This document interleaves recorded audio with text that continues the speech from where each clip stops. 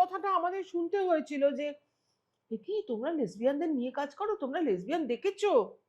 এই প্রশ্নটার সম্মুখীন হতে হয়েছিল আমাদের।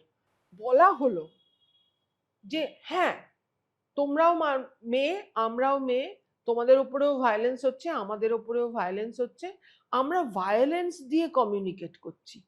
কি সাংঘাতিক ব্যাপার, ভেবে ভেবে দেখো। আমরা কিন্তু আমাদের যৌনতার কথা, যে যৌনতার কারণে ভায়োলেন্স হচ্ছে, সেই যৌনতার কথা ওখানে বলতে পেলাম না। বারবার বারবার হ্যামারিং করতে হয়েছে আমাদের যে তোমরা যে কথাটা বলছো যে রুটি কাপড়া মাকান প্রথমে আসে, যে তোমরা কার সঙ্গে শোবে সেই অধিকারটা অনেক পরের ব্যাপার, এটা তো একটা ফ্যাশন। এই যে কার সঙ্গে তুমি জীবন অতিবাহিত করবে তার জন্যে কিন্তু তোমার রুটি কাপড়া মাকান তোমার হাতছাড়া হয়ে যাচ্ছে। তাহলে কি এটা একটা ফান্ডামেন্টাল সমস্যার জায়গা তৈরি করে না?